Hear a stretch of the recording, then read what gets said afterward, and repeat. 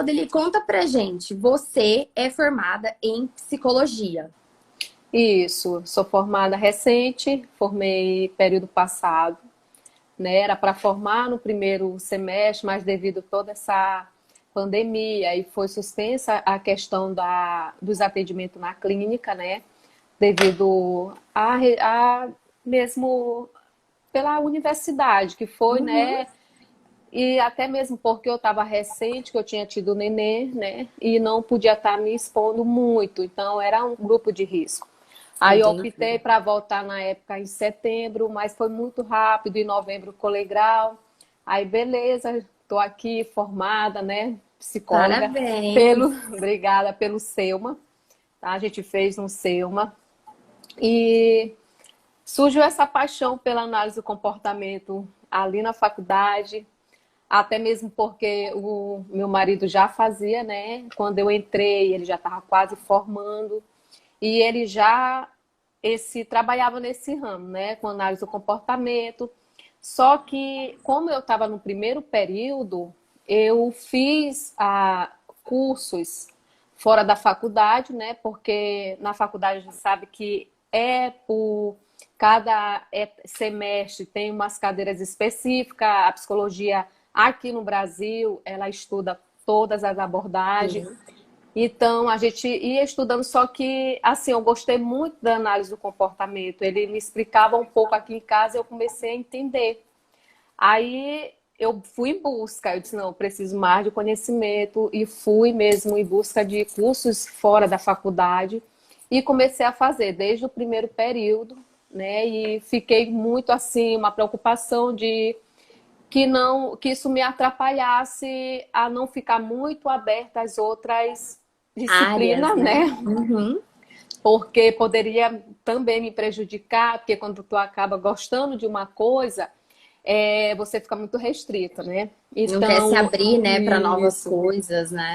Eu soube muito bem, assim, diferenciar, né? Eu estudava, pegava aquilo de bom de cada abordagem para mim e trouxe para minha vida. Eu disse, não posso me prender só à análise do comportamento. Eu comecei, na verdade, a entender as outras abordagens de uma maneira que eu poderia ver que eram as mesmas situações com nomes diferentes. Então, para mim, ficou Sim, muito mais leve, né? sim. A saber diferenciar. Então, eu pegava, eu sempre, assim, as meninas na faculdade, as amigas, dizia assim, menina, tu já tá impregnada da análise do comportamento. Meu Deus, não sei o que. Ai, porque eu não conseguia mais, na verdade, era diferenciar o meu vocabulário, minha fala, na apresentação de seminários. Meu Deus, não sei o que, eu voltava. Mas, assim, era muito massa. Eu gostava mesmo, porque eu dizia para as professoras: olha, eu gosto de análise de comportamento, mas eu quero aprender um pouco mais. Ela, Claudélia, eu estou sabendo que tu tá querendo me persuadir e me reforçar e tal. Eu sei que tu não gosta da minha abordagem. Brincava muito. Então se tornava mais leve, né? Que é um peso, aquela coisa, 5 anos. E também fazer um curso fora da faculdade ao mesmo tempo era muito corrido para mim. Mas foi muito bom Sim. mesmo. E aí, desde a faculdade, durante a faculdade, você acaba que começou a trabalhar também? Como que foi isso? Foi a partir de um período específico? Porque eu sei que existia, assim, a influência do seu marido, que já era ali Sim, formado. Então, acaba que você já estava meio ali em casa, né? sim. Ele na verdade começou a trabalhar com o professor Daniel, que eu não conhecia, né? Tentando fazer a faculdade, mas conhecia ele. Ele nunca foi professor do Silas, porém ele começou a trabalhar no quinto período com ele, né? Uhum. E ele foi, na verdade, o meu professor no primeiro período, em uma disciplina que não era muito também a área dele. Só que o que ele fazia? Ele falava um pouco da análise do comportamento, aí eu ficava, eu disse, meu Deus, quem é esse homem? Era o Daniel, o nome, Daniel. Aí eu cheguei uma certa vez e perguntei para o Silas, vem que o Daniel é esse, assim, assim, assim, é esse mesmo. Aí eu, ele fala muito da análise do comportamento. A gente teve esse vínculo, né, como professor, porém, na verdade, quem mesmo eu fui trabalhar já no segundo período da faculdade foi com o Teônio. né, que me ensinou, me deu essa oportunidade de estagiar com ele. E eu trabalhei com uns 2 anos ainda como AT com ele, aprendi muito desde o segundo período. Aí foi em 2017, o professor Daniel, ele abriu o laboratório do Laptea, que é no Selma mesmo. Fiquei lá como Uhum. voluntária durante 1 ano, aprendi bastante. Só que quando a gente vai aprendendo, a gente vai se aperfeiçoando cada vez mais. Aí foi o tempo que o Silas ficou como supervisor, né? Fez a pós, começou a ser supervisor em clínicas. E eu comecei a ser esse supervisor técnica dele. Quando ele não estava, eu estava, né? Então a gente teve muito essa dinâmica para que a gente pudesse deixar o trabalho de maneira mais leve para os dois, né? Então Uhum. ele me levou na época para trabalhar na AMA. Ah, Uhum. eu acredito que ele falou um pouco da Falou do trabalho AMA. dele na AMA. A gente foi, era assim, uma coisa assim muito bacana, porque ali você aprende ali no meio a lidar com os profissionais, a lidar com os pais, a perceber o quanto é difícil para eles. Eu costumava sempre, quando a gente ia ensiná-los, eu ficava assim analisando como é que eles conseguiam separar essas situações, porque eram pessoas que vinham de ônibus, passava por aquele sufoco todinho, mas quando chegava ali ainda tinha que aprender a lidar com os filhos dos demais. Por que que a gente nunca colocava com os próprios filhos? Porque se surgia sempre aquele sentimento de dizer, praticamente, a gente usava uma forma técnica e, se quer ou não, sem querer, a gente usa o senso comum aonde a gente está com os nossos filhos. Aqui sempre eu faço, né? Eu tenho um filho de 1 ano e 5 meses, ele é muito desenvolvido. Aí acaba a pessoa dizendo assim, é porque é filho de 2 analistas do comportamento, então não tem como ser diferente. Mas não, a minha filha, ela também era muito desenvolvida. Então a gente sempre procurou estimular de forma de pai e mãe, né? Vem, de vir, vem, mas aquela questão assim de você aplicar aba, então você aplicava desde o primeiro filho, eu costumo dizer que aba é tudo. Você só não conhece, né? Muitas pessoas não conhecem, mas aba é tudo. Então, quando a gente passou a fazer isso na AMA, esse tipo de trabalho, eu ficava triste também por profissionais que diziam assim, eu quero estagiar, mas eu não quero estagiar com adulto, eu não quero estagiar com adolescente. Eu ficava triste porque eu ficava pensando assim, cara, a gente ensina uma técnica, aprende, a análise de comportamento, ela não tem idade. Ela não é específica para uma coisa, ela não é específica só para o autismo, ela não é específica, o profissional ele não é específico só para uma idade. Aí eu perguntava assim, eu te coloca em você ter um filho com autismo e ele ser criança, daqui a algum tempo, nenhuma instituição pega mais de 13 anos, você vai fazer o que com o seu filho? Eu sempre pedia para eles se colocarem. Quando a gente ensina a dar devolutiva, a gente sempre ensina o quê? Se coloca na ansiedade dos pais, se coloca no lugar do sofrimento deles. Vocês não estão ali lidando com a criança, com a pessoa com quem vocês estão lidando com pessoas que estão lidando também com a mesma pessoa que a gente passa 2 horas de relógio somente. Entra um, sai um, e essas pessoas tragam o filho para uma qualidade de vida para ambas as partes. Então a gente analisa tenta, na verdade, fazer com que eles analisem esse sofrimento, essa angústia, esse medo, porque ali na AMA, o que a gente observava mais era um medo muito grande que as pessoas tinham, né? Então tem, na verdade, esse já jovem, que quando eles vão se movendo, o medo é tão grande que vai todo mundo se afastando. Então, isso se torna...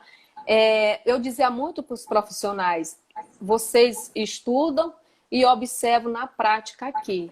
que não, eles percebam os nossos comportamentos, assim como a gente percebe o comportamento de cada um. Então, se eles controlam, a gente vai o quê? Contra-controlar.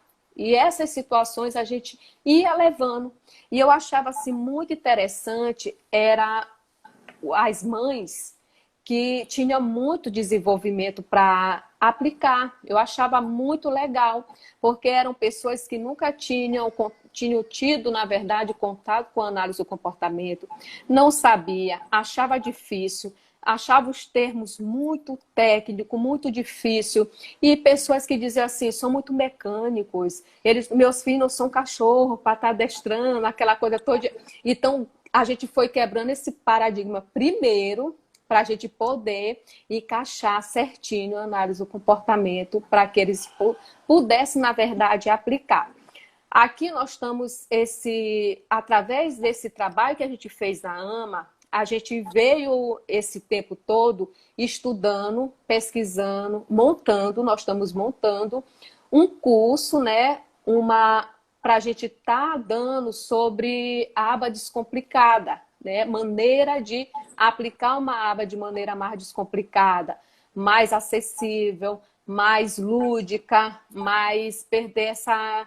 Ah, a aba é só cadeirinha, é só sentado. Não, a aba é tudo. Eu costumo dizer que até um passeio que você faz com as crianças, você aplica a aba, né?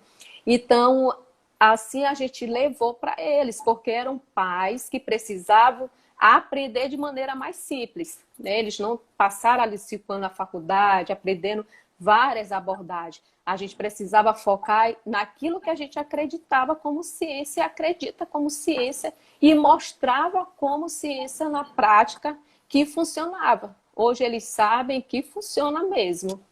E você me falou que vocês faziam uma dinâmica de colocar os pais para aplicarem algum procedimento, fazerem alguma coisa com os filhos dos outros. Sim, sim. A Legal. gente avaliava, né? A gente fazia a avaliação inicial, montava todo o protocolo de programas e ia ensinando. Só que ninguém poderia ensinar o seu próprio filho. Eles trocavam, né?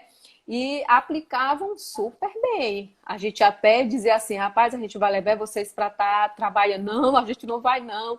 E sempre, hoje, o que eu fico mais feliz é que essas pessoas que falavam que não, dali da AMA não saía, era só ali mesmo, que não era nem para dizer para ninguém que sabia o que estava aprendendo, hoje faz psicologia e querem seguir a abordagem da análise do comportamento. Então, assim, além de aplicar nos filhos, a gente ficou muito feliz em saber que acreditaram, né, em uma ciência que é prática, que a gente vê que dá resultado, né? Então, é muito gratificante. Então, foram pessoas que até hoje foi muito, assim, foi um marco nas nossas vidas, no mesmo assim, inicial para as nossas carreiras. A gente trabalha em clínicas particulares e também a gente está, né, com um novo projeto agora, um projeto que eu costumo até dizer que é novo aqui em São Luís. Então, praticamente nós estamos sendo os pioneiros, que é o núcleo modelar. Que é esse núcleo modelar? Aba na escola. Nós estamos fazendo parceria de CATs, que é pedagogo, com um psicólogo que vai estar trabalhando. Nós estamos quebrando esse paradigma de achar que é tutores que tem que estar na escola, que tem que ser psicólogos. Nós estamos, ao contrário, fazendo agora. Qual é o nosso projeto? Colocar pedagogos que tenham experiência em análise do comportamento. Eu costumo dizer que é 2 em 1, né? Que a gente percebe muito que eles estão buscando esse conhecimento. Professores, a gente escuta que eu quero fazer muito esse curso em análise do comportamento, eu quero aprender muito sobre análise do comportamento, eu quero levar para a sala de aula, eu quero fazer isso. Então, nós temos essa equipe, nós temos esse projeto onde nós vamos estar trabalhando nas escolas. Diferencial, porque muitas pessoas trabalham somente, eu quero lutar pela inclusão do meu filho na escola. nós vamos lutar pelo desenvolvimento dele acadêmico na escola. Ele se desenvolvendo acadêmico, ele na vida, ele vai ser aceito aonde for. Então, nós não queremos a nossa equipe ser mais um discurso de dizer assim, nós temos que levar inclusão, inclusão, inclusão, e acabar não fazendo absolutamente nada, né? Ficar, como muitos dizem, que é do nosso, na verdade, como é que a gente pode dizer? Colocar muito dos nossos direitos nos papéis, assim também colocarmos como inclusão na escola, sendo que não tem, né? Chega lá, hoje os pais, o que a gente fica mais triste é de saber que os pais estão negando na inscrição da escola que o filho tem um transtorno porque ele não é aceito. Quando de cara já se diz. Então, muitos pais chegaram para a gente fazer esse projeto, abrir, na verdade, esse núcleo. A gente pesquisou, né, sobre qual a importância, o que leva, como é que os pais se sentiam em relação aos seus filhos de desenvolvimento na vida também acadêmica, com aba na escola, um ensino diferenciado, como os professores se sentiam com uma outra pessoa ali, com 2 horas, né, ali junto com eles, como é que eles se sentiriam, que eles não vão estar sendo observados, eles vão estar ali para somar juntamente com o outro pedagogo. Então, a gente foi em busca de tudo disso, porque não adianta você montar uma coisa e levar e sem saber o que realmente o outro sente, acabar na verdade, atrapalhando ambas as partes. Então, esse projeto, nós estamos, ainda vai ser inaugurado, né? Nós estamos preparando aí, vem muita novidade e assim, como nós já começamos, eu peço até para você seguir o nosso Instagram, Modelare, a aba na escola. Então, é um projeto muito bom. É um projeto que a gente pensou, né, juntamente com uma pessoa que veio com esse projeto, foi em busca em Fortaleza, na verdade, lá saber se formar tudinho para a gente trazer, porque a gente percebeu que não tinha aqui em São Luís do Maranhão, não tinha, só tinha aba, clínica, aplicando aba aqui, aba ali. Então, a gente disse, vamos fazer uma coisa diferente. E pensamos, né, e tá desde o ano passado projetando para ser mesmo aí de peso para a gente Você sabe organizar. Que eu tinha um blog que chamava Aba na Escola, que provavelmente você não sabe. Mas eu tinha um blog que chamava Aba na Escola. E por eu ter, né, por eu ser da educação, eu fiz pedagogia e eu sempre fui apaixonada por escola. Eu sempre gostei de estar no ambiente escolar, mas eu sinto, até inclusive esse mês, a nossa produção de conteúdo, ela tá muito voltada para o ambiente escolar. Então, a gente fez um post de como ensinar conteúdo de ciências para uma criança com atraso no desenvolvimento, com autismo, eu não me lembro mais. O processo de avaliação numa sala inclusiva. E você sabe que, eu não sei se é porque a maioria dos meus seguidores são da saúde, mas o engajamento nesses posts, ele é muito pequeno. Isso muito me preocupa. Não pela questão do engajamento, mas pela questão de que onde estão os professores que não estão buscando conhecimento. Claro que eu tenho alunos que são professores. Tenho aluno na pós, tenho aluno no VibMap, tenho aluno em ATs, tenho sim. Mas a maioria dos meus alunos, eles são da saúde. Eles nem são pais, não. Eles são da saúde. A maioria do nosso público aqui, eles são da saúde. E a gente sempre busca trazer a educação. Sempre busca cutucar. E o discurso que a gente ouve, e não que não seja válido e não seja verdade, mas o discurso que a gente ouve também é sempre: não tenho tempo, não tenho dinheiro. Como se também os profissionais da saúde também tivessem muito dinheiro. Porque a gente tem muito professor que muitas vezes tem ali o seu concurso público, E que o profissional da saúde, às vezes, até tira mais, mas se ele cai doente, se acontece qualquer coisa com ele é um profissional autônomo. Se ele não produz, ele também não recebe. Então, ele não recebe férias, julho, dezembro, janeiro, muitas vezes a renda dele cai. Então, também não é essa coisa toda de que, porque ele é da saúde, ele ganha muito mais. Então, assim, eu vejo muitas vezes que falta, sim, da gente trazer mais os professores, da gente conscientizar mais eles. A gente, claro, mas a gente tem pessoas interessadas, tem pessoas da educação, mas eu vejo que elas ainda são em menor escala. Por quê? Porque sempre se joga, entre aspas, né? Vou utilizar essa palavra de jogar, que essa obrigação é do profissional, é de outro profissional. É do psicopedagogo, no máximo é do psicopedagogo, é do psicólogo, é do fono. Enquanto a estimulação dessa criança é papel de todo mundo, né? Então é belíssimo esse projeto de vocês. É importante a gente trazer essa cultura americana, esse ponto da cultura americana de que, por exemplo, os meus professores na pós-graduação, que são seus professores, já que você é aluna, são da educação. São pessoas que trabalharam dentro do ambiente de educação especial. Então, amanhã, por exemplo, vai sair mais um quadro. A gente está com um quadro que chama Conexão Brasil e Estados Unidos. E lá tem amanhã vai sair o episódio que eu fiz com o Sal, que é professor da pós, né? Que já que a gente tem um módulo na pós-graduação que se chama Análise do Comportamento e Educação, que eu fiz questão. Eu tirei esse módulo da minha cabeça, pegando assuntos da análise do comportamento que tem tudo a ver com a educação, que são para a educação. E aí, o Sal conta a história dele, que foi que ele começou o trabalho dele numa escola de educação especial e tudo. Então, assim, o quanto que isso é normal, você ter analista do comportamento, você ter terapeutas ABA, pessoas com nível de doutorado, de pós-doutorado e que são da educação.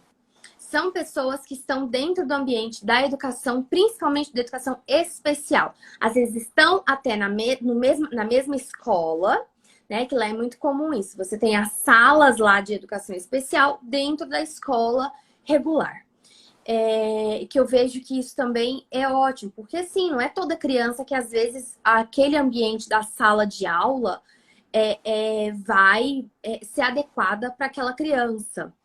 Então, isso é fundamental, porque, né, imagina quantas horas essa criança passa dentro do ambiente escolar. São, no mínimo, 4 horas.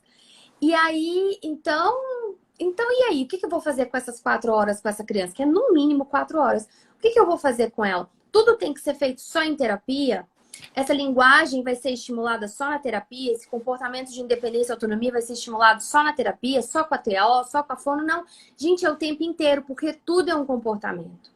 Então, é justamente essa visão que a análise do comportamento traz pra gente, de que tudo é um comportamento. Logo, estimular todos os comportamentos que você quer aumentar na criança é obrigação de todos. E quanto mais você traz para a criança oportunidades de ensino, oportunidades de aprendizado, mais rápido ela vai aprender. E é o que você falou, não adianta só inclusão, incluir. Incluir não quer dizer nada. O que quer dizer incluir? Aceitar a presença daquele indivíduo dentro da escola? Aceitar a presença daquele indivíduo dentro da sala de aula? Isso não é, né? A gente precisa até de uma definição operacional do que é inclusão, né? Então, o que é o ato de incluir? Eu vou fazer um plano de aula e eu vou fazer um plano de aula pensando lá no Pedro, que tem uma necessidade educacional especial. Como que isso vai ser? Aí a gente sempre cai nas mesmas respostas. Eu não tenho tempo, eu não sei fazer. E aí, você imagina, agora eu acabei de pensar num exemplo, né? Você imagina se um piloto de avião, ele enfrentar um mau tempo, e aí ele falar assim, não, no mau tempo eu não sei pilotar, não. Eu não sei pilotar no mau tempo, eu só sei pilotar nas condições ótimas de temperatura e pressão. Então, eu acho que esse argumento de que eu não sei, eu não tenho tempo, ele não é mais válido, ele não é mais aceitável. Então, por quê? É muito engraçado, né? Que na saúde existe essa cobrança, e o tempo todo a gente fala assim: olha, seja ético. Se você não está pronto por um caso, peça supervisão, peça ajuda. Seja ético, só faça aquilo que você tem segurança para fazer. Por que que na educação a gente não faz a mesma coisa dentro da sala de aula? Não é? Eu não. É, É da gente pensar assim: olha, eu tenho um aluno que eu não sei o que fazer com ele, eu não sei como ensinar, eu não sei o que eu vou fazer. Então, olha, eu vou precisar de pedir ajuda. Da mesma forma que a gente tem supervisão, que a gente sempre fala na saúde, então a gente talvez precisaria então da presença desse supervisor dentro da educação.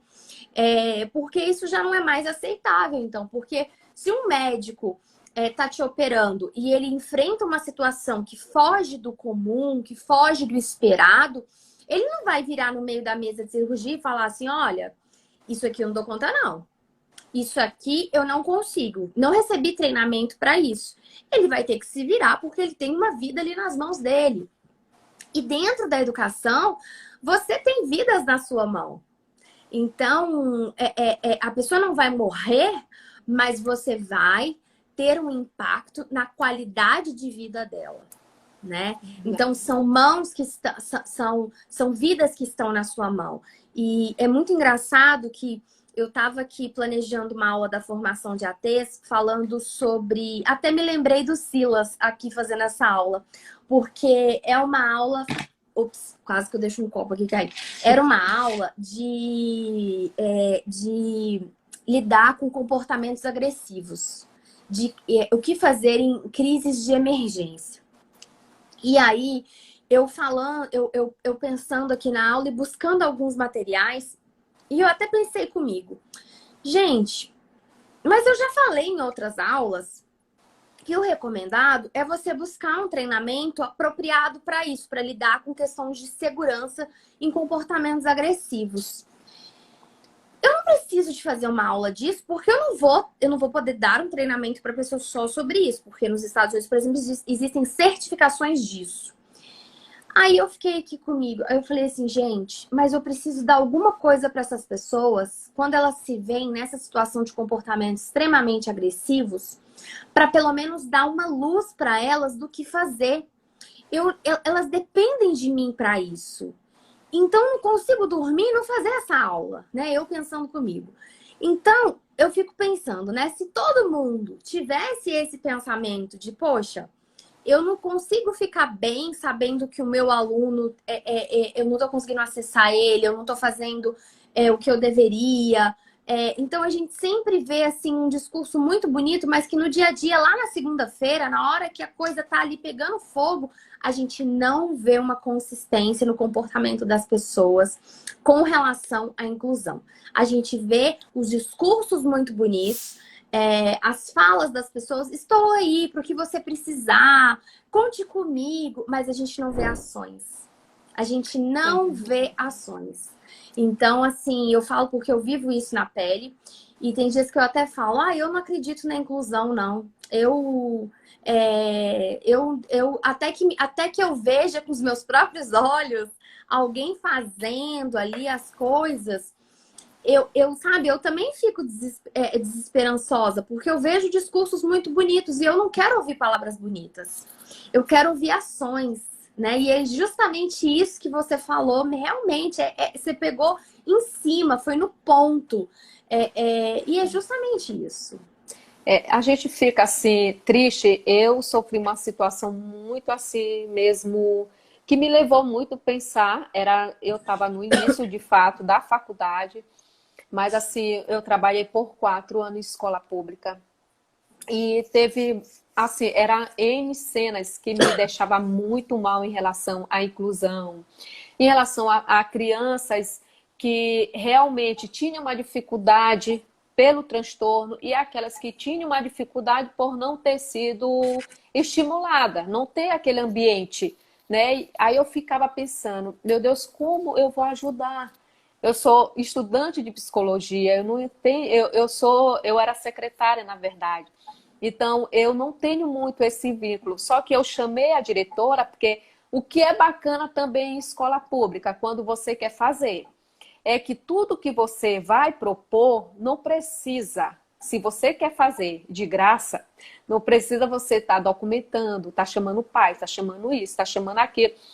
Você precisa montar uma estratégia, né? Eu montei juntamente com o diretor e pedi para ele pegar, eram 5 crianças, e se ele me liberava em tal horário para que eu pudesse ajudá-los. Na época, pelo incrível que pareça, o Silas estava fazendo o TCC dele e era justamente de leitura e escrita e tinha que pesquisar. Tinha alunos que tinham o quê? 11 anos. Um deles era o meu sobrinho. Ele ainda estava no primeiro ano, não sabia ler, não passava, ficava. Aí eles começaram a empurrar, porque tem etapa, né, que você não reprova, então você empurra o aluno. Na outra etapa, você já reprova aquilo que era para ter reprovado. Só que se a gente for analisar, cada etapa que ele vai passando, aquele professor vai exigindo dele. Porque se ele passou, ele sabe. Mas eles não viram, na verdade, a gente fazer uma ementa aonde classificava, na verdade, o plano individual do aluno, o que ele era e o que não. Então, para ele ter acesso a passar daquela etapa, na verdade, tinha muitas mentiras. Ah, o aluno faz isso, faz aquilo. Quando fosse na prática, não existia aquilo. Era outra E criança. era outra criança. Então, a gente pegou esse meu sobrinho e a gente foi aplicar essa técnica. Com uma semana, ele aprendeu a ler palavras de sílaba, que ele não conhecia nem as letras. Então, o que foi mais bacana ali, que ao mesmo tempo que ele estava aprendendo, a gente foi percebendo nele que o reforçador dele era quando ele acertava, ele, sem a gente explicar, a gente anotava que tudo tinha que ter uma anotação, né, para fazer para o registro. Então, assim, a gente começava a colocar menos e mais. Ele só observava, menos e mais. Ele chegou para mim e disse, tia, o que é que significa esse menos e mais? É matemática? Eu sorri demais. Eu disse, meu Deus, eu estou anotando e ele está prestando atenção. Então eu disse, o menos, eu vou te falar, é quando você erra e eu corrijo. O mais é quando você acerta, aí eu boto um monte, aí ele um monte de cruzinha, né, tia? Eu disse, pois é, um monte feliz. Aí ele disse, poxa, amanhã eu vou acertar todos e eu que quero botar essa cruzinha. Eu disse, então tá combinado. Ele foi para casa, estudou bastante e no outro dia ele acertou realmente todas. E ele pedia para mim, para ele botar toda vez. Então ele não queria outro tipo de reforçador. O reforçador dele era fazer os mais, que a gente chama que é reforço positivo, para ele era uma cruzinha. Então era muito reforçador para ele. Hoje ele sabe ler qualquer letra, qualquer palavra, esse de livro, né, que era um pouco mais dificultoso para ele, as letras script que eles chamam. Então era muito mais difícil. E a professora dele não acreditou, disse, eles me chamavam Achou de que não fosse Cláudia. possível. Não, Cláudia, o que vocês fizeram com esse menino? Olha, eu acho que era relaxo dele, ele veio aprender porque você é tia dele, é aquela coisa. Então, sempre tem uma desculpa. E acaba que a gente percebe que, na verdade, era uma atenção. Que o que eu analiso com essas duas partes? Eu não boto culpa neles também. É uma sala com 30 alunos. Uma criança que tem dificuldade em aprender, ele precisa ter um ensino individual. Ele precisa de uma atenção mais individualizada. Ele não vai conseguir acompanhar aquilo ali. Então, realmente é um trabalho árduo para eles também. Só que a gente percebe que tem professores que têm essa quantidade de aluno e conseguem manejar esses alunos tudinho de forma que todos venham aprender. Eu fico mais assim pensativa em relação a professores que quando nós começamos a publicar no Instagram, muitos professores vieram perguntar e justamente foi o que você falou, eu não tenho dinheiro, eu não posso, eu não faço isso. Eu costumo dizer que são pessoas que se acomodaram, né? Se acomodaram naquele seu conhecimento e ali ficou. Mas, por outro lado, eu vejo hoje, a gente trabalha em uma equipe, numa clínica, que os nossos ATs que aplicam a aba, a maioria é pedagogo. Então, eles começaram, hoje mesmo, uma me disse assim, uma supervisão, disse, Claudeli, eu não consigo mais ver meus alunos como antigamente. Eu comecei a analisar o comportamento deles funcional. Aí eu disse, o que é que você acha disso? Estou achando maravilhoso, está sendo um ensino mais leve. Então, eu disse, tu já parou para te conversar com teus alunos e perguntar? Vai que você também mudou sua atitude para eles. Vai que através do seu comportamento, da sua maneira, da sua mudança de dar aula, eles mudaram também. Porque acabou que você se tornou menos aversiva, você não se tornou aquela professora que eles já têm como professoras que, lá vem fulano e tal, e corre.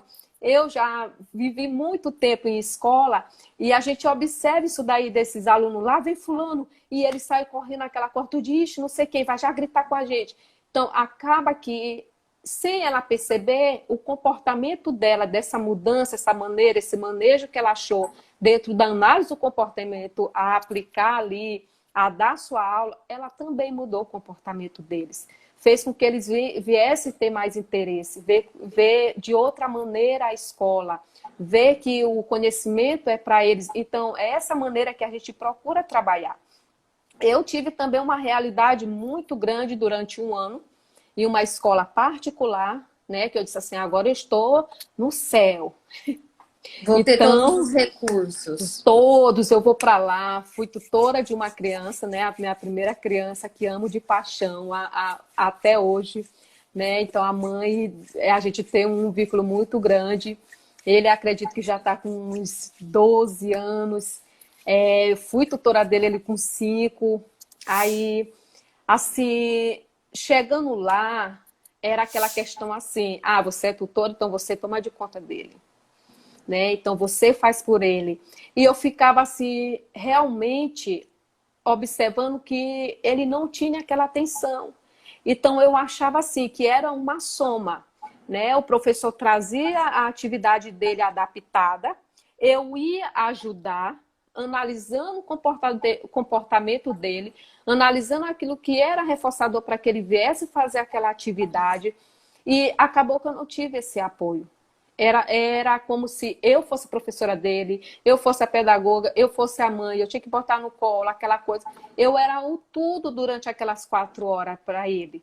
Então, mas eu não deixava, eu chamava a mãe e dizia, tá acontecendo assim, assim, assim. Porque se você paga um valor, você quer ver o recurso do seu filho, você quer ver o desenvolvimento. E ele não estava se desenvolvendo, porque eu não sabia nem que atividade ia ser colocada esse dia, eu não sabia qual era a atividade que ele ia acompanhar, então eu pedia muito a adaptação das atividades dele e não vinha.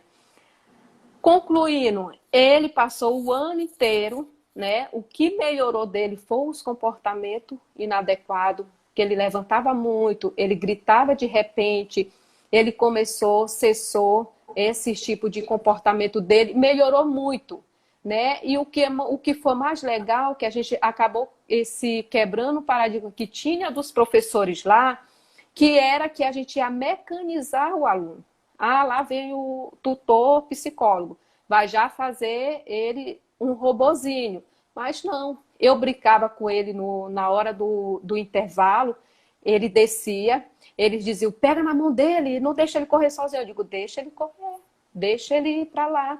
Aí eu brincava sempre com ele assim, rapaz, tu correu essa rampa desse tanto, eu vou te dar uma voadeira na próxima. Aí ele sorriu, eu dizia, ele não sabe nem o que eu tô falando. Aí ela, menina, tu é doida. E saia. Então, era aquela brincadeira, eu botava ele no meu colo, ele subia aqui, a gente tinha aquele vínculo, na verdade. Só que na escola, a vida acadêmica, eu senti muita falta. Muita falta mesmo daquela questão dele aprender. Sim. E os Do pais tempo ficam dele muito... fazer Sim. valer, né? Não só estar para socializar, para ele está frequentando a escola, mas de fato aquela Sim. escola tem que ter um significado, e um dos significados é aprender conteúdos acadêmicos. Claro que verdade. a escola é um local que as crianças aprendem uma série de coisas, né? Elas desenvolvem habilidades que não são só acadêmicas, elas vão muito além do acadêmico, mas é preciso que ele tenha a oportunidade, que seja dado para ele a oportunidade dele aprender, né? E agora que eu estava vendo aqui, ser aluna do Entendendo Protocolo VBMAP, Sim, né? sim. E aí você veio fazer o treinamento Entendendo Protocolo VBMAP. Como que foi? O Silas te obrigou?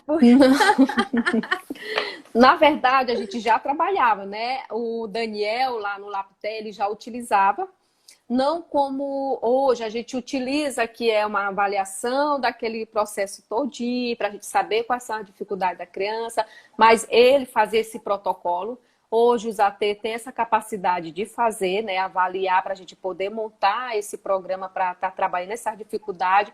Mas, assim, quando surgiu, que a gente já me seguia, né, que a gente olhou, que abriu, e a gente aplica, mas não tem curso, vamos lá aprender mais, como é, como que não. Porque às vezes surge aquela questão de achar que a análise de comportamento é uma receita, né? Então você vai lá e faz isso, aquilo. Ah, você é supervisor? Ah, esses programas é muito fácil, então qualquer um faz, aí pega, replica, replica, replica. Mas não entende que tem todo um processo de uma leitura, saber para que serve, como é que a gente aplica, como é que a gente monta, como é que vai passando dos níveis. E foi esse processo que a gente fez. Aí olhou essa oportunidade, né, estampada ali no Instagram, e disse agora. A gente fez até quase no mesmo período, porém numa data eu em outra, justamente para a gente trocar. A gente sempre faz isso, né? Troca essa ideia de conhecimento, que até então a gente faz as mesmas pós, a gente quer fazer os mesmos mestrado, para a gente ter esse conhecimento, que é o que a gente sempre diz. O que você aprende, o outro pode não ter aprendido, e assim a gente troca essa experiência. É mais fácil? É, mas a gente precisa estudar, tanto um como o outro. A gente trabalha com essa parceria, mas assim, praticamente somos profissionais um pouco diferentes, principalmente na hora de ensinar. Então a gente acaba aqui se ajudando, na verdade. A gente se Sim. ajuda muito em relação a isso. Então, a gente vê essa oportunidade, materiais muito bons, guardei, eu disse, vai ser guardado por toda a vida. Não sabia. E assim, tem umas coisas que a gente observa que realmente a gente tem que analisar sobre a cultura que a gente vive. Aí eu costumo sempre dizer para as AT, isso bem aqui não é da nossa cultura. Porém, a gente pode estar se Adaptando, né? adaptando para uma coisa que é de comum do cotidiano da criança, para a gente saber que ele realmente não sabe. Então a gente tem essa preocupação. Às vezes a pessoa é assim, o supervisor só vai lá e faz o quê? O supervisor ele analisa tanto o comportamento dos AT como o comportamento da criança e também dos pais para a gente estar ajustando ali e trabalhando junto. Então, assim, hoje a gente pode dizer do início que a gente começou a montar programa, a analisar esses comportamentos funcional, hoje através do VibMap está 100% muito mais tranquilo, melhor, né? Alinhado, né? Muito, muito. A gente acaba que, dizer assim, ficou muito mais fácil, isso é verdade. Sim, Então, é sim, muito bom. facilita o nosso trabalho, né? Sim, Você tem uma organização, você tem ali um norte. Claro que você vai, ainda mais vocês que têm uma vasta experiência, vai colocar coisas, vai acrescentar coisas, vai avaliar outros pontos que não estão dentro dele, mas ele já vai te dar um norte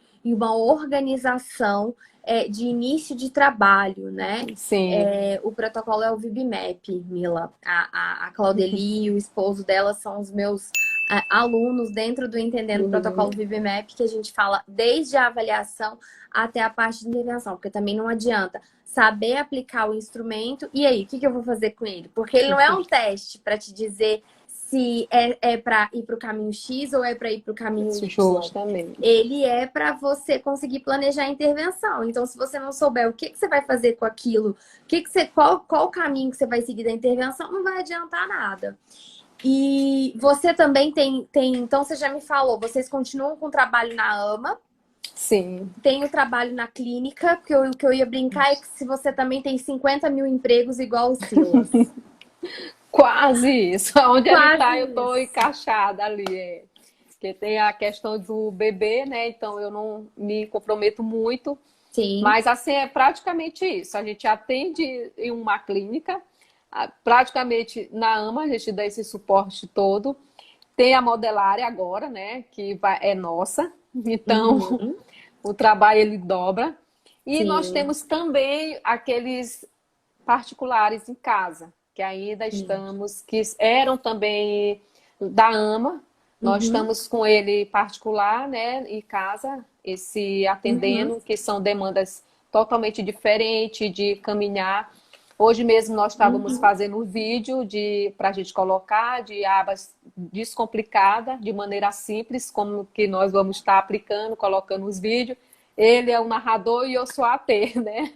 E acaba que a gente monta na verdade, esse produto para a gente estar lançando para facilitar para os pais, que eu costumo dizer que passam mais tempo com eles do que nós. Então, para descomplicar mesmo, para ter uma Sim. qualidade de vida, né? Que a gente percebe pessoas que eram de lá, que não saía, que não fazia, não tinha uma qualidade de vida. Hoje já diz que sai com filho, já passeia, a gente percebe o brilho no rosto. Então são pessoas que vêm sofrendo, porque sofre pelo lado do filho não ter esse desenvolvimento como eles esperavam e sofre pelo lado do preconceito que Sim. escola, sociedade não aceita, né, tanto não abraça essa causa na verdade. Então são pessoas que sofrem para tudo quanto é lado. Então a gente procura também dar essa qualidade de vida para eles. Aí a gente trabalha nessa questão, nessa esse disponibilidade, na verdade, que a gente tem, a gente tenta, aí é celular, e Vira um eles estilo de ligam. vida, né? Sim, É a demais, forma como demais. vocês vivem, já faz parte, né? Vocês Faz já parte, muito. incorporaram ali, meio que. Meio não, eu tenho certeza que trabalham de domingo a domingo, que não deixam ali uma família desamparada, muitas vezes sem uma orientação. Então acaba virando ali um estilo de vida que faz parte ali do nosso Sim, trabalho. sim, Entendo perfeitamente. sim, Só para eu poder responder aqui, vocês, Dânia, que você colocou aqui, você citou questão dos comportamentos inadequados na sala de aula, quando a Claudeli sim, colocou ali dos comportamentos que, na época que essa criança sim, fazia. E é o seguinte, a Claudeli, ela começou a intervenção dela com essa criança, o primeiro passo que ela fez, eu tenho certeza, foi fazer uma avaliação funcional para descobrir qual era a função do comportamento da criança. Então, a gente não pode fazer nada com relação ao comportamento da criança, a não ser, claro, você não vai deixar ela se colocar em perigo, colocar outras pessoas em perigo, mas a gente não vai fazer nenhuma intervenção enquanto a gente não souber o que está mantendo esse comportamento, o que está reforçando esse comportamento, qual é a função desse comportamento, por que essa criança está se comportando dessa maneira. É para obter atenção? É para ela obter alguma coisa que ela quer? É para ela fugir ou escapar da demanda que está sendo dada na sala de aula? Então, qual é a função desse comportamento? Então, esse é o primeiro passo para se pensar numa intervenção. E aí nós temos diversos caminhos de intervenções. Na formação de ATs, eu estou justamente nesse módulo, falando dos procedimentos para trabalhar os problemas de comportamento. Então, existe procedimento para a gente trabalhar a parte de antecedentes, existe procedimento para trabalhar reforçando alguns comportamentos e outros não. Existe procedimento para a gente ensinar algum comportamento de comunicação ao invés do problema de comportamento. Isso se chama treino de comunicação funcional. Existe procedimento de extinção, onde você não vai mais reforçar aquele comportamento, mas eu não posso fazer nada disso, utilizar nenhuma das estratégias que a literatura me traz, se eu não souber a função do comportamento. Porque seria como você começar a querer tratar um paciente sem saber onde que ele está sentindo a dor, onde que é o problema. É na cabeça, é no estômago, é no coração, é na perna. Então, não tem como você fazer nada se você não souber a função do comportamento. Esse é o primeiro passo. Então, quando a gente tiver professores que tenham, por exemplo, como ali na formação de ATs que a gente está fazendo aqui, que eu tenho pessoas da educação, mas elas ainda são poucas. Porque as pessoas acham, não, isso é para clínica, eu não vou utilizar isso na minha sala de aula. Então, assim, fica muito complicado, porque aí se você tem alguém da saúde, e aí ele começa a aprender alguma coisa que é voltado para ensinar conteúdo pedagógico, que é para a escola, ele fala, não, isso é da educação, não é meu. Então, enquanto saúde e educação não se derem as mãos, enquanto todo mundo que trabalhar com autismo não se der as mãos e falar assim, precisa entender de tudo, precisa entender, todo mundo ter o conhecimento sobre terapia ABA, porque é a intervenção com maior evidência científica, e todo mundo entender, tô trabalhando com autismo, vou entender sobre autismo. Todo mundo, da saúde e da educação, todo mundo de mãos dadas. Não tem dessa separação. Porque às vezes a pessoa pensa assim, eu tenho que chamar o psicólogo só quando eu tenho problema de comportamento. Então, eu tenho que chamar. Aí o psicólogo às vezes acha, quando não é um psicólogo da linha da análise do comportamento, às vezes o psicólogo acha assim, isso é coisa de professor, isso é coisa da educação, eu não vou me meter com isso, leitura, escrita, eu não vou me meter com isso. Então, assim, não é assim. Então, todo mundo tem que entender tudo como um comportamento. Quando você começa a estudar sobre análise de comportamento, é quando a sua ficha cai sobre isso. E aí é quando as pessoas da educação, elas começam a entender. E às vezes as pessoas da educação não estão sabendo enxergar uma grande oportunidade de trabalho e de crescimento profissional para elas dentro da análise do comportamento. Então, às vezes, elas poderiam ganhar muito mais sendo ATs, muito mais, às vezes, fazendo acompanhamento de uma criança na escola, só que as pessoas não têm a formação para isso. E elas, às vezes, também vão me desculpar, mas às vezes não querem ter. Então, esse que é o problema. Então, se todo mundo tivesse esse conhecimento, dentro da área, a escola seria um outro ambiente completamente diferente. Né? Eu não tenho sugestão, Dani, eu recomendo que você busque no Google Acadêmico sobre esses termos, porque eu não leio nada em português. Então, tudo que você vê aqui atrás de mim está tudo em inglês. Então, todas as minhas aulas, eu me baseio em todos esses materiais, que está tudo em inglês. Fruto de trocentos mil artigos e trocentos mil livros, que todo mês vem lá no meu cartão a Amazon em dólar. Então, eu realmente não acompanho, porque a maior produção acaba sendo em inglês.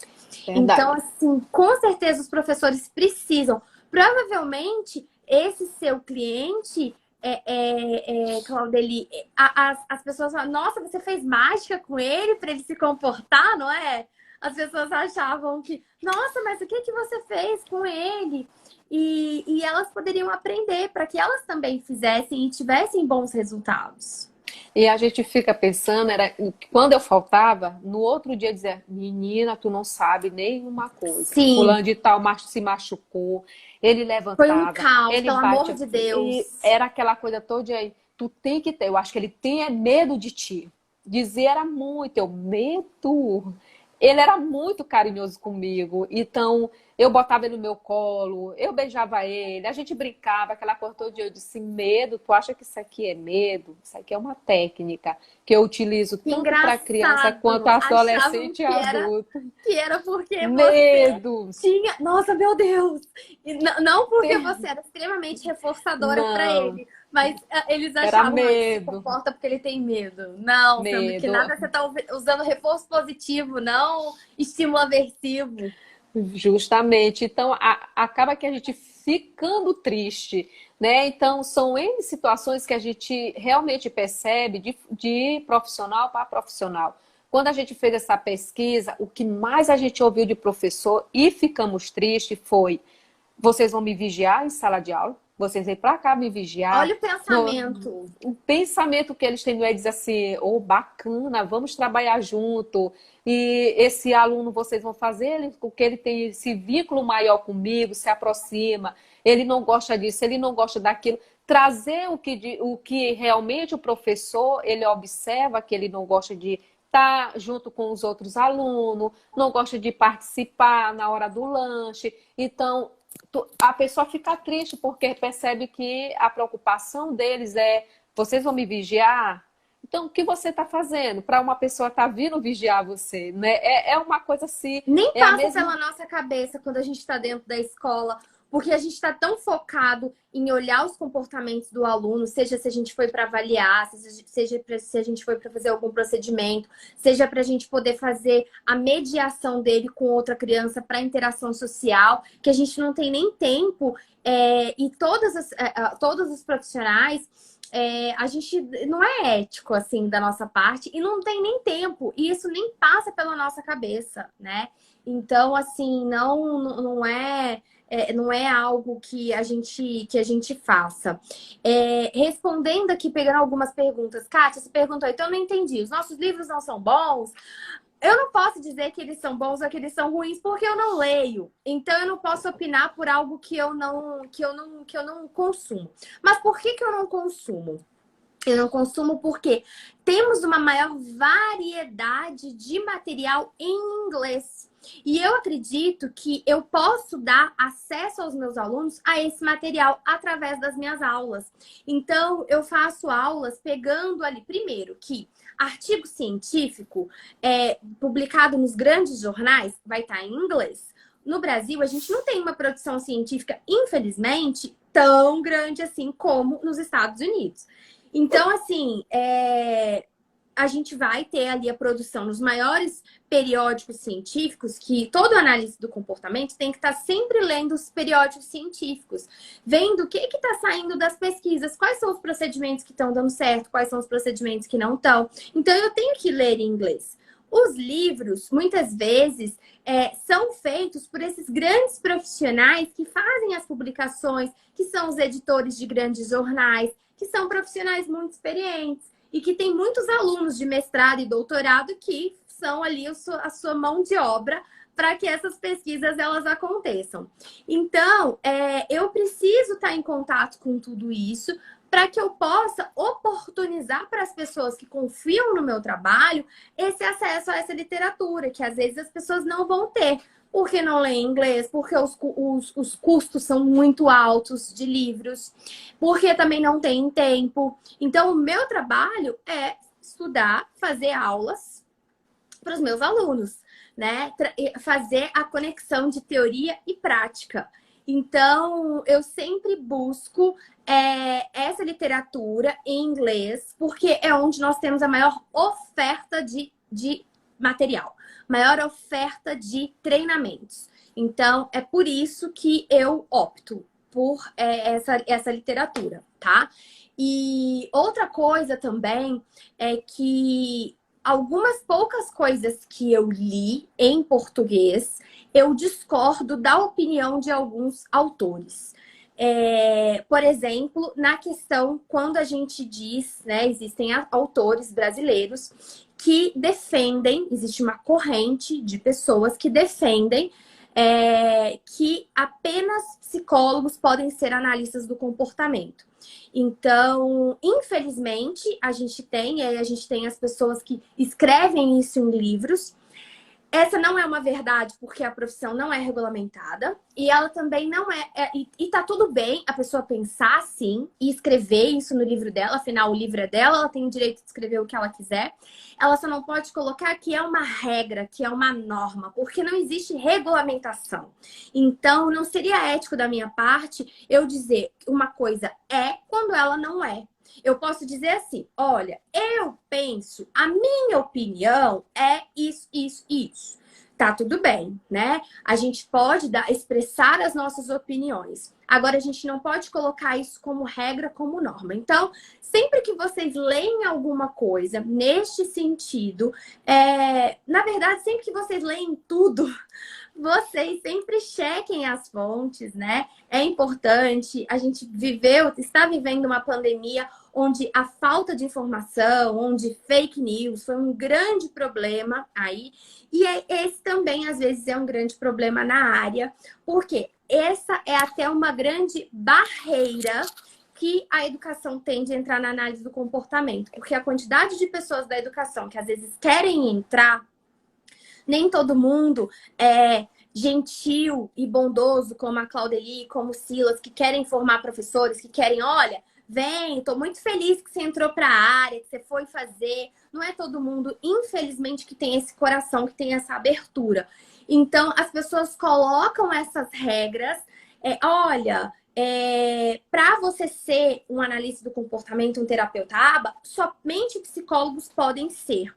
Então, o número de pessoas que eu recebo todos os dias no meu direct, nas mais diversas formas das pessoas contactarem comigo, achando que isso é verdade, porque leram isso num livro, leram isso de uma pessoa que muitas vezes tem uma alta qualificação, mas é onde a pessoa ela expressou a opinião dela, só que ela não deixou isso claro. Olha, eu, na minha opinião, na minha formação, com a base que eu tenho, eu acredito nisso.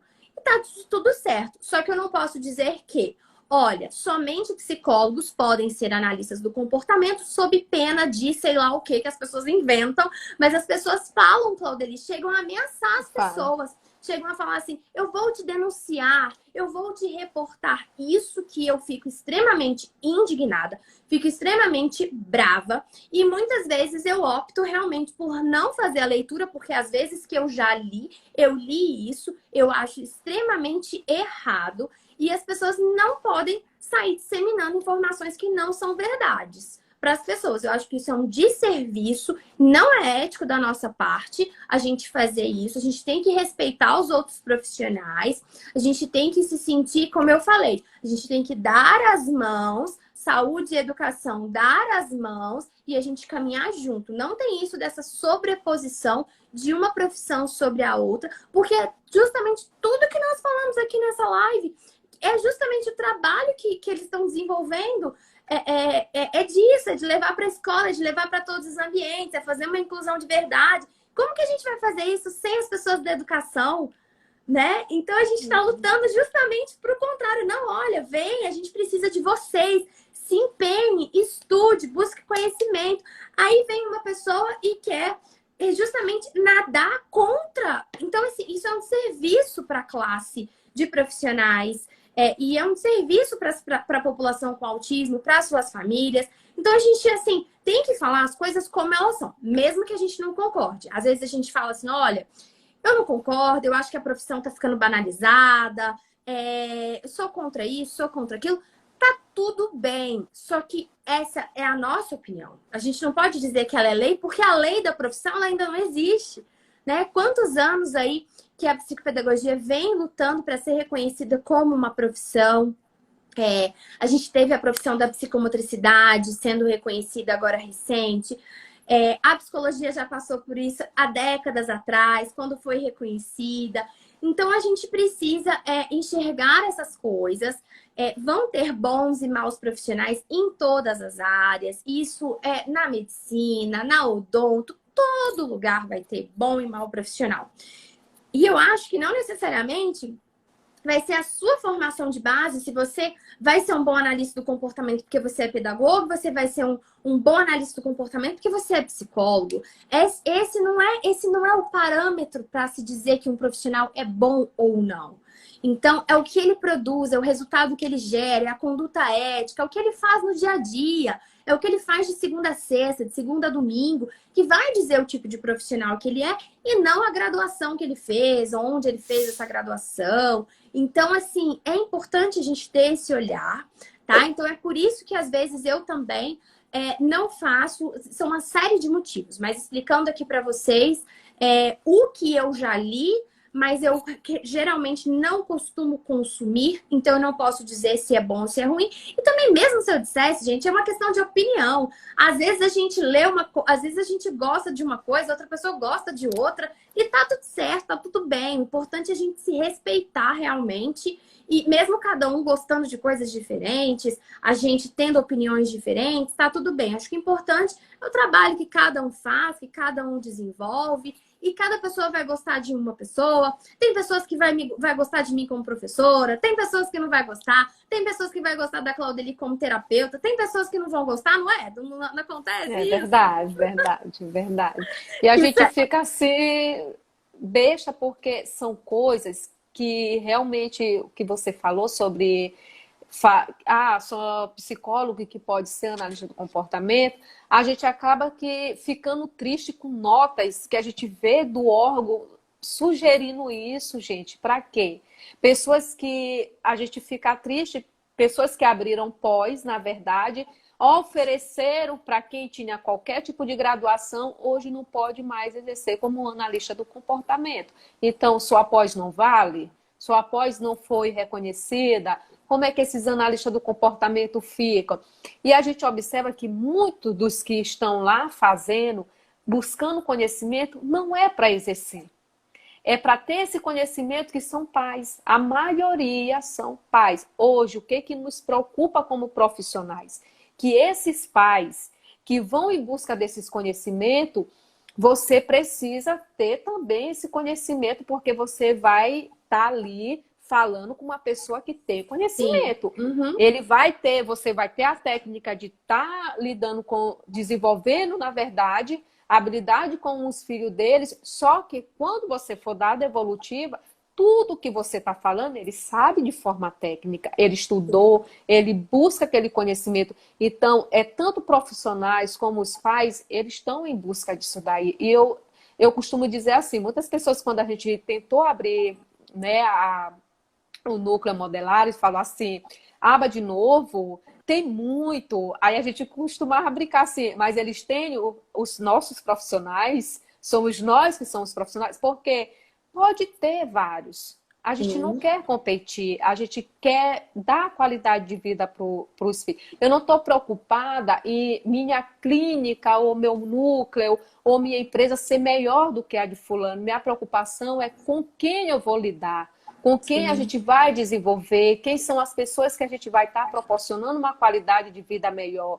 quem são as pessoas que a gente vai estar realmente acolhendo, fazer o acolhimento como é de fato necessário. Eu não estou preocupada em mandar nota para órgão falando de fulano, de ciclano que fez isso, fez aquilo, porque os pais, como eles têm esse conhecimento, eles sabem quem são os bons profissionais. Eles vão em busca daquilo ali. Então, eles vão em busca de bons profissionais. Não é dizer assim, eu vou botar com um profissional fulano porque eu quero me livrar do meu filho 2 horas. A gente não vê isso daí. Eu vou botar na escola, eu não estou nem aí. Se ele está aprendendo ou não, que ele vai passar 4 horas lá e eu vou estar livre. A gente não vê isso daí. São amores mesmo que tem pelos filhos, que eles procuram essa qualidade de vida, esse desenvolvimento, a felicidade que tem de mães chegando para você e dizendo assim, meu filho ele não usa mais fralda. Meu filho, ele calça o chinelo. Meu filho, ele não rasga mais a roupa quando a gente vai passear. Então, ao mesmo tempo, ele é uma gratificação muito grande para você como profissional. Então, eu costumo dizer assim, você como profissional vai escolher com quem você vai estar trabalhando, é a mesma técnica para a criança de 0 ano à vida adulta. Você vai estar trabalhando essa mesma técnica. Tem pais que chegam assim e dizem assim, meu filho chega na escola, ele caiu. Aí a professora falou que o analista do comportamento disse que tem que dar extinção. Precisa aprender uma coisa que eu costumo dizer, tinha pais que diziam assim, Claudeli, fulano tal subiu em cima da mesa, o que eu faço? Tire de lá, pelo amor de Deus, não é o momento de dar extinção. Não é o momento que você vai estar lutando com ele, tá? Tire para não acontecer. E se ele caiu, o que eu faço? Minha amiga, abraça seu filho, dê carinho, passa a mão no machucado, Não, vai cuidar segurança do em primeiro machucado. lugar, né? Justamente, tem os professores, teve uma que eu cheguei, ela estava filmando o aluno batendo a cabeça. Eu não me faz isso. E ele lá, batendo a cabeça. E ele lá, eu disse, que vai quebrar, ele vai ter, ele que vai cessar de bater, não faça isso. Eu sempre costumo dizer assim, todos eles dão o estímulo discriminativo quando eles vão fazer algo. Eu disse, eles dão uma pista para você estar atento ali. Ele vai fazer isso aqui, então eu vou me antecipar a romper aquilo ali. É assim que eu Sim. vou quebrando, para que eu não vou viver com uma pessoa todo o tempo lutando, fazendo contenção, fazendo isso, aquilo. Você não vai viver esses momentos. Então, você vai impedir, é justamente esses momentos que a gente entra e impedir que a pessoa na verdade, se machuque, né? De fato, Sim. que ele chega, tinha um que ele me olhava, aí ele sentava, quando ele estava zangado, ele batia a cabeça na mesa. Aí eu ia lá, ele era muito grande, meu Deus, qual a forma que eu vou achar para esse menino não bater mais essa cabeça? Eu não conseguia, de fato, pegar ele, prender, fazer com que, né? Ele era muito grande, muito mesmo, muita força. Aí eu olhei pro sofá, tinha uma almofada. Eu levantei, ele ficou me olhando. Quando eu levantei, ele se aspou para levantar também. Eu também nem liguei para ele, fui lá muito rápido, porque ele estava batendo a cabeça, então eu tinha que agir com muita rapidez. Eu peguei e coloquei a almofada aonde ele estava botando a cabeça. Aí ele me olhou, aí ele bateu, viu que não machucou, ele se aquietou. Quando ele repetia em fazer isso daí, que eu olhava, só olhava para a almofada, nos outros dias ele parava. Ele já nem tentava. Ele ia fazendo assim para mim e eu ia fazendo assim para a almofada. Ele parava. Ele não fazia mais. Aí ele fazia para mim, aí eu nem ligava. Eu não ligava. Porque é como eu costumo dizer para os meus AT. Tem pessoas que a gente vai conseguir dar os comandos como se deve para sentar, para fazer isso, aquilo. E tem uns que a gente utiliza de operação motivadora para fazer com que ele venha, porque a gente não vai dar conta de estar arrastando, né? Pegando ele, vem aqui, senta, como a gente Sim. pode pegar uma criança de colo e sentar. Então é muito mais prática, é aquela questão. Aí eu ensinava o momento de dar extinção e um momento que a gente não tem que dar extinção. Sim. Nem Porque tudo é só extinção. A vida não é só feita de não é de extinção, né? Que às vezes as extinção. pessoas acham, não, coloca em extinção, coloca em extinção. Para quem não sabe, colocar em extinção, gente, é deixar de reforçar um comportamento. Você tira esse reforço. E às vezes essa extinção, por exemplo, nesses casos que ela está contando, seria um comportamento que está sendo mantido por atenção. Ele quer atenção. Sim, atenção. E aí ela está colocando estratégias para poder substituir esse comportamento inadequado dele por outro comportamento mais adequado. Então, tudo ali a gente vê a diferença que isso faz, né? Tudo, isso é ciência, não é magia. Não é Sim, magia, não. A Claudeli não faz magia nos atendimentos dela, não. É verdade. ciência mesmo. O domínio das técnicas, o domínio da teoria, conectando com a prática. Então, isso que é fundamental. E é como você falou, né? Da quantidade de clínicas e prestação de serviço. E mesmo assim, ainda falta profissional. E mesmo assim, ainda falta, mesmo que às vezes a gente tenha muitos profissionais, nós ainda vai faltar profissional qualificado.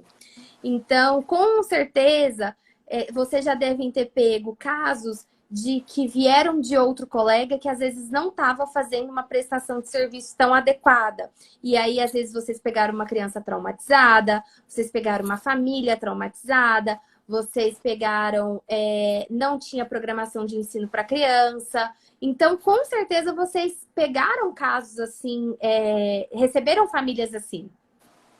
Muitos casos. A gente pegou, inclusive, tem um que ele trabalha, ele mora, na verdade, em um abrigo, né? Surgiu uma situação ele com 4 anos, ele sofreu um abuso, né? Quase morria, não andava. Então, assim, hoje ele está com 16 anos e a gente consegue perceber que existe muitos traços ainda e a gente vai lidando e sensibilizando também os AT. Vocês vão usar de forma técnica. Isso daqui que ele faz não é porque ele está tomando gosto, ele está fazendo isso. E o que mais, assim, eu fiquei triste, né? Que uma mãe do meu outro cliente que me falou que uma professora deu um tapa no rosto dele porque ele simplesmente pegou no seio dela. Então, porque ele sofreu isso daí. E ela não entendeu. Aí eu disse assim, mas foi isso daí, aconteceu? Ela disse, aconteceu. E ela foi expulsa da rede. Eu disse, Gente, isso não pode acontecer, isso é muito triste, porque é uma pessoa que a gente não sabe da família, é cuidado por tutores. Então, quando a gente foi para essa clínica, que a administradora pediu lá, disse assim, ó, os tutores têm que ficar do lado de fora da sala, porque é sigilo. Eu disse, análise do comportamento aplicada. Quando nós vamos fazer isso aqui, não tem sigilo. Pode entrar. Os tutores, principalmente. A gente filma, a gente pede, às vezes, Não é nas casas. psicoterapia, você não tá ali Sim, falando como eu tô ali com a minha psicóloga falando, não é justamente, isso. justamente. A gente explica a situação disso, a gente pede até para os pais colocarem câmera, justamente para ver como é que a gente faz com os comportamentos inadequados, quais são os manejos que a gente utiliza, como eles possam estar utilizando no dia a dia. Então, a gente faz é pedir para que venha a ser filmado. Então, eu disse, elas têm que entrar, porque a maioria delas vivem com ele. Então, elas precisam aprender como lidar com esse tipo de situação, como fazer com que ele não venha, como fazer com que ele entenda quem são as pessoas, a parte que ele tem que tocar. Então, hoje, a gente percebe um comportamento dele totalmente diferente do que a gente conheceu alguns tempos atrás, né? E, Então, e esses comportamentos ligados, às vezes, que as pessoas acham que está ligado à sexualidade, mas muitas vezes nem está. A gente precisa fazer avaliação funcional deles. E o que que acontece? Às vezes, a criança, igual, ele tocou no seio dela. Às vezes, foi para chamar atenção. Então, às vezes, a reação dela, eu já fiz um curso de sexualidade, de educação sexual para pessoas com atrasos no desenvolvimento. E o que que acontece? Muitas vezes é comportamento de chamar atenção. A criança, o adolescente, enfim, o indivíduo acha até engraçado a reação da pessoa. Às vezes é para chamar atenção, não tem nenhuma conotação sexual. Então a gente sempre tem, claro que não é toda vez que vai ser atenção, não é isso. É só que a gente tem que prestar atenção para fazer a avaliação funcional, para fazer a análise funcional. Não interessa se você está falando de um comportamento sexual, pegou no peito, pegou em algum local que era inapropriado, ou se você está falando de alguém que está batendo a cabeça, ou você está falando de alguém que está jogando as coisas no chão. A forma do comportamento não é tão relevante para a gente. É o menos relevante. Claro que esses comportamentos ligados ali à sexualidade, às vezes têm um impacto emocional na cabeça das pessoas, mas a gente também tem que parar de a gente tem que ver as coisas com uma maior naturalidade, porque essa malícia, essa coisa tá na cabeça da gente. Então, a gente tem que enxergar as coisas de uma maneira diferente e fazer avaliações funcionais para descobrir qual que é a função desse comportamento dele. Qual foi essa função? Ele queria comunicar alguma coisa? Ele queria obter alguma coisa? Ele queria fugir ou escapar de alguma demanda? Qual era a função desse comportamento? Então, as pessoas se atêm tanto à forma. Nossa, ele bateu a cabeça. Nossa, ele tocou numa parte inapropriada do corpo. Nossa, ele fez isso. Nossa, ele aquilo. E elas não olham para a função. É onde elas mais deviam olhar. Porque as respostas para os problemas estão na função do comportamento. Totalmente na função do comportamento. Então, não, as pessoas geralmente, quando não têm esse conhecimento, elas sempre focam em falar muito, dar muito mais ênfase. Nossa, como foi muito difícil. E elas não dão detalhes do antecedente e da consequência. Elas focam só ali no momento que o comportamento está acontecendo. E ali não vai estar as suas respostas. Então, é interessante isso que você trouxe, porque esses comportamentos aí tornam essa população mais velha mais aversiva ainda para os profissionais, né? Que não tem esse conhecimento, né?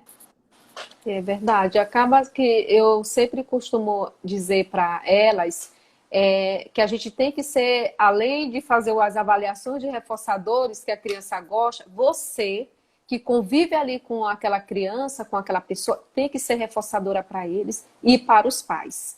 Eu disse, a partir que você tenha uma aversão, esse pai faz isso, faz aquilo, oh meu Deus, vou ter que dar devolutiva para aquele pai, ele é isso, aquilo. Quando você colocar isso, o seu serviço também não vai surgir efeito.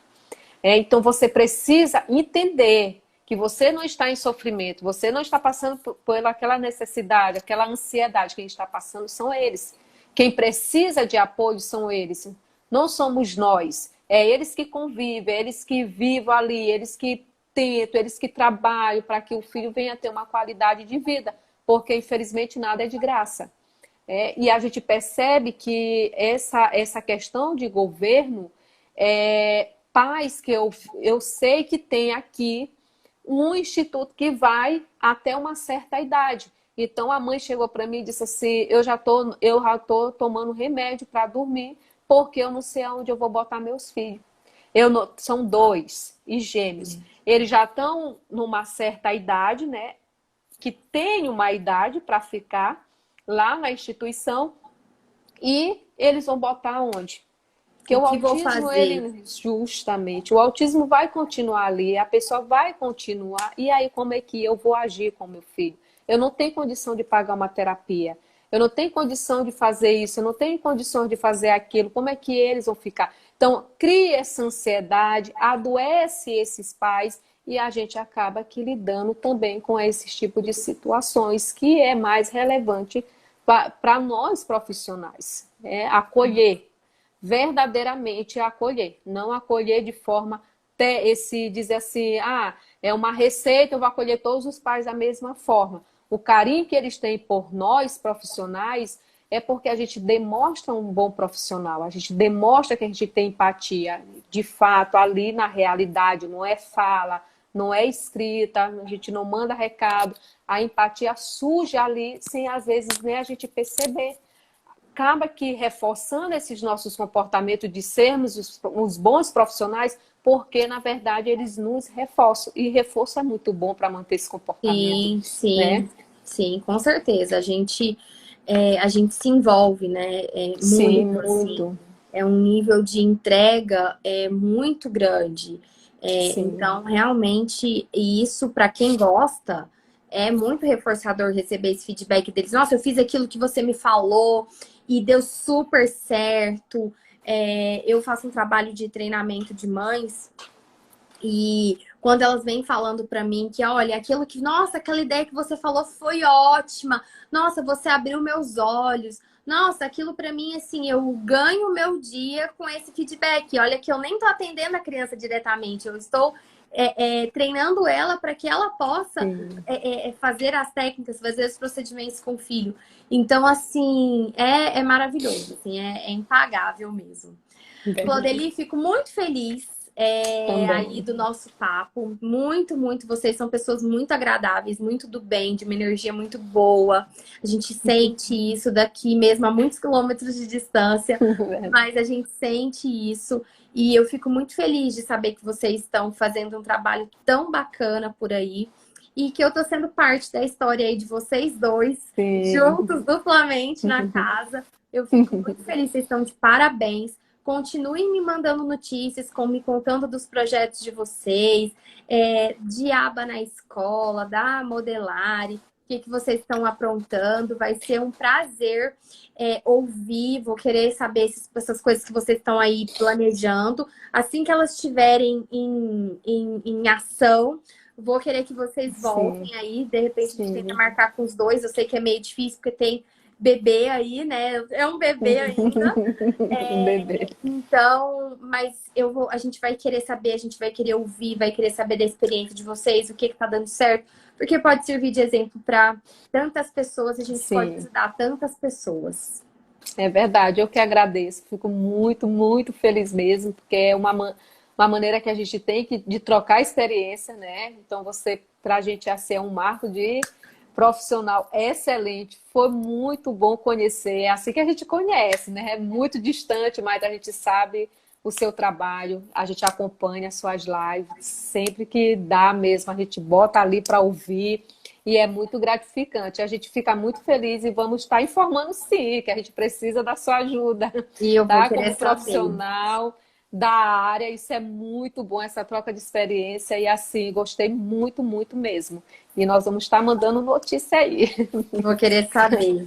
Obrigada, que bom. Clodeli. Obrigada a todo eu mundo que agradeço. todo mundo aí que ficou firme aí nesse conhecimento, nesse bate-papo, que é um papo denso, mas é um papo importante. Foi muito, muito produtivo. Obrigada para todo mundo. Beijo grande para todo mundo. Beijo, Claudeli. Beijo aí para o Beijo. Silas, para sua família. Fiquem com Deus, Obrigada. viu? Tchau, Tchau, pessoal. Tchau, tchau. Boa tchau. noite para todos.